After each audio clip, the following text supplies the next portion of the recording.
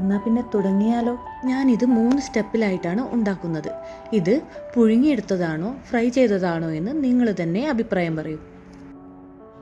Video ഇഷ്ടപ്പെട്ടാൽ like ചെയ്യാനും subscribe ചെയ്യാനും മറക്കല്ലേ. അഭിപ്രായങ്ങൾ കമൻ്റ് രൂപത്തിലും പ്രതീക്ഷിക്കുന്നു.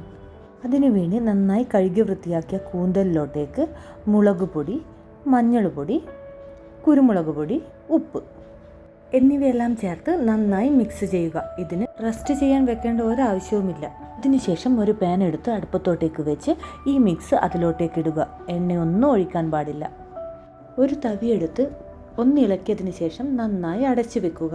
അടച്ചു വെക്കുമ്പോൾ ആ കൂന്തലിൽ നിന്നു തന്നെ കുറേ വെള്ളം ഇറങ്ങും. ആ വെള്ളമെല്ലാം വറ്റി ഡ്രൈ ആയി വരേണ്ടതാണ് നമ്മുടെ ആവശ്യം. ആ വെള്ളമൊക്കെ ഒന്ന് വറ്റി നന്നായി ഡ്രൈ ആയി കഴിഞ്ഞതിന് ശേഷം കുറച്ച് വെളിച്ചെണ്ണ അതിലേക്ക് ഒഴിച്ച് നന്നായി ഒന്ന് ഇളക്കി കൊടുക്കുക. ഇതാണ് ഫസ്റ്റ് സ്റ്റെപ്പ്. ഇങ്ങനെ ചെയ്യുന്നത് കൊണ്ട് ആ കൂന്തലിൻ്റെ യഥാർത്ഥ ടേസ്റ്റും ഫ്ലേവറും കൃത്യമായി ലഭിക്കും. സ്റ്റെപ്പ് കഴിഞ്ഞില്ല കേട്ടോ. അടുത്ത സ്റ്റെപ്പിലോട്ടേക്ക് പോകുന്നതിന് മുമ്പ് നിങ്ങൾക്ക് ഇത്രമാത്രം മതിയെങ്കിൽ ഇങ്ങനെയും നിങ്ങൾക്ക് സെർവ് ചെയ്യാം. ഇത് അടിപൊളി ടേസ്റ്റാണ്.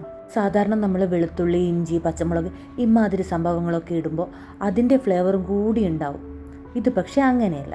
നിങ്ങൾക്കൊക്കെ സംഭവിക്കാറുണ്ടോ? എന്തെങ്കിലും ഒന്ന് അടുപ്പത്ത് വെച്ച് അപ്പുറത്തോട്ടേക്ക് പോയി കഴിഞ്ഞാൽ പിന്നെ അത് അടിക്ക് പിടിച്ചതിന് ശേഷമേ തിരിച്ചു വരൂ. ഇനി അടുത്ത സ്റ്റെപ്പിലോട്ട് ഒരു ഉള്ളി അഥവാ സവാള കട്ട് ചെയ്ത് ഇതുപോലെ ചേർക്കുക. ഞാനിവിടെ കുറച്ച് ഓയിൽ കൂടി ചേർക്കുന്നുണ്ട്, കാരണം ചെറുതായൊന്ന് അടിക്ക് പിടിച്ചു. അത് നന്നായി ഇളക്കി ആ ഉള്ളി ഒന്ന് വഴന്ന് കുറച്ച് വെന്ത് വരുന്നത് വരെ നന്നായി ഒന്ന് ഇളക്കുക. അത് ചെറിയ തീയിലായിരിക്കണം ഈ വെള്ളം വറ്റിയതിന് ശേഷമുള്ള എല്ലാ സ്റ്റെപ്പും ചെയ്യേണ്ടത്. തക്കാളി, പുളി, ഇഞ്ചി, പച്ചമുളക്, വെളുത്തുള്ളി ഇമാതിരി സംഭവങ്ങളൊന്നും ആവശ്യമില്ല. കുറച്ച് കറിവേപ്പില ഇട്ടതിന് ശേഷം നന്നായി ഒന്ന് മിക്സ് ചെയ്യുക. ചെറിയ തീയിൽ ഒരു 1/2 മിനിറ്റ് നേരം ഒന്ന് അടച്ചു വെക്കുക. ഈ കറിവേപ്പിലയുടെ ഫ്ലേവറൊക്കെ ഒന്ന് അതിലൊന്ന് പിടിക്കും.